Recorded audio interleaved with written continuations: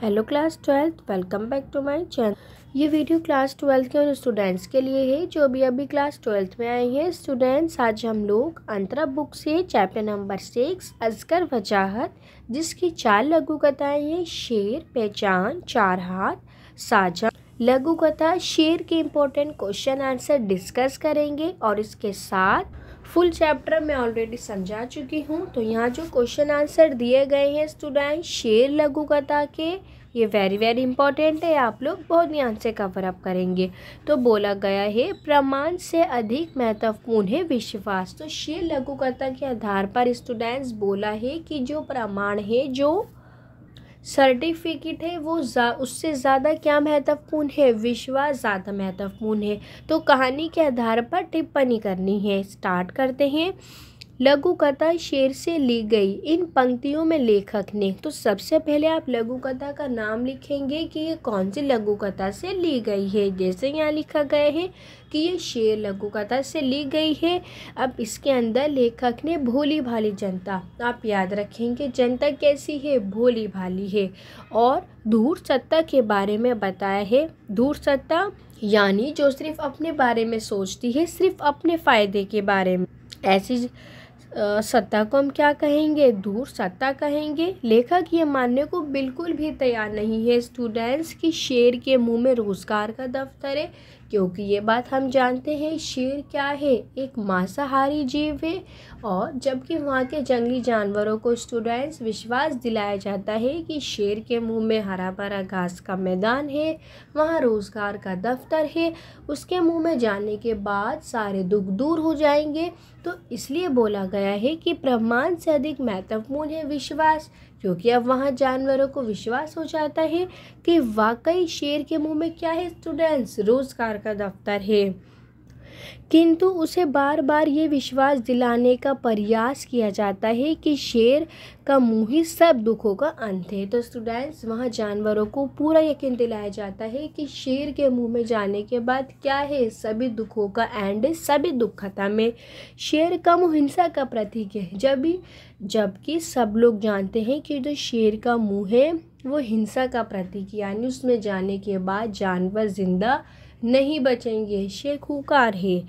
ये सभी जानवर मानते हैं कि किंतु केवल विश्वास दिलाने पर वे स्वेच्छा से मुंह के अंदर जा रहे हैं। और अब स्टूडेंट्स क्या है कि सभी जंगली जानवर जानते हैं कि हमें विश्वास दिला दिया गया है और हम विश्वास के आधार पर ही शेर के मुंह में जा रही हैं। और जबकि सबको पता है कि शेर एक कैसा जानवर है, शेर एक मांसाहारी जानवर है जो मांस खाता है। आज का सत्ताधारी एवं राजनीतिक वर्ग, अब स्टूडेंट्स यहाँ पे शेर को सत्ताधारी और राजनीतिक वर्ग का संकेत लिया गया है, उसका प्रतीक माना गया है कि आज के जो सत्ताधारी यानी जो लोग शासन में हैं और जो राजनीति है उसमें भी सर्वप्रथम लोगों को विश्वास हासिल करते हैं। तो इन सब में क्या होता है, ऐसे जनता के साथ किया जाता है स्टूडेंट्स कि लोगों को विश्वास दिलाया जाता है कि तुम्हें रोज़गार मिलेगा या ऐसा होगा, उसके बाद उसका शोषण करता है। यही होता है स्टूडेंट्स कि पहले यकीन दिलाया जाता है और उसके बाद शोषण होता है, जिससे जनता को पता नहीं चलता, यानी जनता को ये बात पता नहीं चलती कि उसका तो शोषण हो रहा है। ये अंत तक की सोचते कि सत्ता पक्ष उसके हित के लिए काम करती है, यानी जो भोली भाली जनता है स्टूडेंट्स, वो एंड तक यही सोचती है कि जो जनता है, जो शासन वर्ग है, वो हमारी भलाई के लिए काम कर रहा है। स्टूडेंट्स, ये आंसर वेरी इंपॉर्टेंट है, आप लोग इसे नोट डाउन करेंगे प्लस वेरी इंपॉर्टेंट भी टिक करेंगे। आई होप आपको समझ में आया होगा। तो इसलिए स्टूडेंट्स बोला गया है कि प्रमाण से अधिक महत्वपूर्ण क्या है, विश्वास है, जो लोगों को दिलाया जाता है, लोगों का शोषण किया जाता है। क्वेश्चन नंबर 2 पढ़ते हैं। गांधी जी के 3 बंदर आँख कान मुंह बंद करते थे, आप याद रखेंगे, किंतु उनका उद्देश्य अलग था। स्टूडेंट्स की आँख बंद करने का उद्देश्य अलग था कि हमें बुरा नहीं देखना है, कान बंद करने का अलग था कि कुछ बुरा नहीं सुनना है, मुंह बंद करते थे तो पहचान कहानी में राजा भी प्रजा का यही आदेश देता है। हाँ, तो स्टूडेंट्स, जो हमने कहानी लघु कथा पहचान पढ़ी थी उसमें भी राजा ने अपनी भोली भाली जनता को यही कहा था कि आँख बंद करो, कानों से नहीं सुनना है, और अपने होठ सिलवा लो, कानों में पिघला शीशा डलवा लो। तो दोनों में क्या अंतर है, तुलना कीजिए। वेरी वेरी इंपॉर्टेंट, इस टाइप के ट्रिकी क्वेश्चन आपसे एग्जाम में पूछे जाते हैं। स्टार्ट करते हैं कि गांधी जी अहिंसावादी एवं परोपकारी व्यक्ति थे। अब ये अहिंसावादी क्या है, यानी वो लड़ाई झगड़े वाले व्यक्ति बिल्कुल नहीं थे। गांधी जी को शांति पसंद थी। वो परोपकारी थे, यानी वो हमेशा दूसरों के बारे में सोचते थे। उनका उद्देश्य लोगों में सद्गुणों का विकास करना था। स्टूडेंट्स, क्या था गांधी का उद्देश्य? लोगों के विकास के लिए काम करना था। इसलिए उन्होंने स्टूडेंट्स ये नारा दिया कि बुरा मत देखो, यानी आंखें हमें बंद कर लेनी है, बुरा मत बोलो, हमें कुछ बुरा नहीं बोलना है, और बुरा मत सुनो, यानी हमें कान बंद कर लेने हैं। ये सिद्धांत उन्होंने अपनाने की सलाह दी। तो आप याद रखेंगे, ये जो उनके द्वारा दिया गया सिद्धांत है वो लोगों को अपनाने की सलाह दी है कि हमें बुरा नहीं देखना है, बुरा नहीं बोलना है, और बुरा मत सुनो। आगे बढ़ते हैं। समाज में सद्भावना रहे, वही दूसरी ओर पहचान। अगर स्टूडेंट्स हम लघु कथा पहचान की बात करें तो जो राजा था वो निरंकुश और स्वार्थी व लालची था। जो अपने बारे में सोचता था, उसे दूसरों की परवाह नहीं थी, बहुत खुदगर्ज था। वह जनता को उल्लू बनाने के लिए सारे साधनों पर एक अधिकार करने के लिए, अब क्या था, वो विकास के नाम पर सारे के सारे जितने भी रिसोर्सेस हैं उनके ऊपर अपना हक जमाना चाहता था, अपना नियंत्रण करना चाहता था। अपनी प्रगति के लिए ये आदेश देता है, यानी ताकि सिर्फ उसका विकास हो। स्टूडेंट्स, आपको याद रखना है, यहाँ राजा के विकास की बात की जा रही है।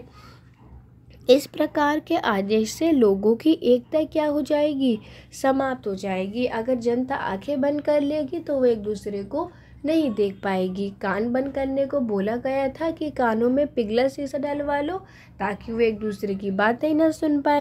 होठ सिलवाने को बोला गया था राजा द्वारा आम बोली वाली जनता को। अब वो जनता होठ सिलवा लेगी तो वो एक दूसरे से नहीं बोल पाएगी। तो ऐसे में क्या होगा, लोग जब एक दूसरे से नहीं बोलेंगे, नहीं कहेंगे, नहीं सुनेंगे, तो इसमें क्या होगा, सिर्फ राजा का फायदा होगा कि जो जनता है वो राजा के विरुद्ध आवाज़ नहीं उठा पाएगी और उनमें सोचने समझने की शक्ति जो है वो नष्ट हो जाएगी।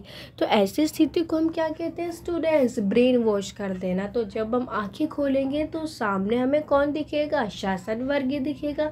ऐसी स्थिति को हम क्या कहते हैं, ब्रेन वॉश कर देना कहते हैं। एक देश को उन्नत और विकासशील बनाने के लिए गांधी जी का सिद्धांत ही सही है। तो गांधी जी के द्वारा जो सिद्धांत दिया गया है वो ज़्यादा सूटेबल है कंपेयर देन पहचान लघु कथा का सिद्धांत। आगे बढ़ते हैं स्टूडेंट्स, आई होप आप लोगों को समझ में आ रहा होगा। सप्रसंग व्याख्या शुरू होती है जो 3 मार्क्स कवर अप करती है। स्टार्ट करते हैं कि अभी एग्ज़ाम में किस तरह पूछी जाएगी। तो आपको ऐसे दे रखा होगा सप्रसंग व्याख्या और उसके आगे कुछ लाइंस दे रखी होंगी। जैसे यहाँ गिवन है, अगले दिन मैंने कुत्तों का एक डैश रोजगार का दफ्तर है। तो लघु कथा की कुछ लाइंस आपको दे रखी होगी, तो आपको पता होनी चाहिए ये कौन सी लघु कथा से ली गई है, प्लस लेखक का नाम भी पता होना बहुत ज़रूरी है स्टूडेंट्स, गद्य खंड का भी और काव्य खंड का भी। तो सबसे पहले हम प्रसंग में क्या लिखते हैं, सप्रसंग व्याख्या को सॉल्व करने के लिए पाठ का नाम क्या है, शेर लघु कथा है। लेखक का नाम क्या है स्टूडेंट्स, असगर वजाहत है। आगे बढ़ते हैं। अब संदर्भ में क्या लिखा जाता है कि इन पंक्तियों के माध्यम से क्या कहा गया है। तो आप लिखेंगे कि इन पंक्तियों में शेर को व्यवस्था का प्रतीक बताया गया है। लेखक ने दिखावा करने वालों, सत्ता का साथ देने वाले जो गलत वर्ग का साथ देते हैं और चापलूसी पर व्यंग्य किया है। यानी उन लोगों की तरफ ध्यान आकर्षित किया है स्टूडेंट जो सत्ता के साथ देने वाले होते हैं। वो गलत तो होता है बट फिर भी वो आवाज़ नहीं उठाते हैं, तो उन पर क्या किया है, व्यंग्य किया है, जो लोग दिखावा करते हैं। आगे पढ़ते हैं, वाक्य शुरू होती है देन, जिसे पढ़ने के बाद आपका लघु कथा को लेके डाउट क्लियर हो जाता है। वाक्य शुरू करते हैं जो 3 मार्क्स कवर अप करती है। लेखक कहता है कि छोटे छोटे जानवरों को विभिन्न प्रलोभनों में फंसकर, यानी उन छोटे जानवरों को स्टूडेंट्स लालच में लिया गया है कि शेर के मुंह में अगर तुम लोग जाओगे तो तुम्हें वहाँ हरा भरा घास का मैदान मिलेगा। तो शेर के मुंह में जाते हुए देखा है। तो लालच के कारण ऐसे क्या होता है कि जनता लालच में आकर के सत्ता वर्ग के बातों में आ जाती है। कुत्तों का समूह जो कभी सत्ता के विरोध में नारे लगा रहा था, कभी हंस और गा रहा था, तो बोला गया है कुत्तों का समूह जो क्या था स्टूडेंट्स, कभी शेर के विरुद्ध नारे लगाया करता था, वो आज हंस रहा है और गा रहा है। यानी उसको भी विश्वास दिलाया गया है कि तुम्हें मुंह में रोजगार का दफ्तर मिलेगा, वहाँ तुम्हारे जो दुख है वो एंड हो जाएंगे। वे भी व्यवस्था से डरकर शेर के मुंह में जा रहा है। अर्थात व्यवस्था का विरोध करने वालों का ये समूह, यानी जो पहले कभी शेर का विरोध करता था, उसकी व्यवस्था का विरोध करता था, उसका समूह व्यवस्था की शक्ति के आगे क्या है स्टूडेंट्स, विवश है, यानी वो मजबूर है।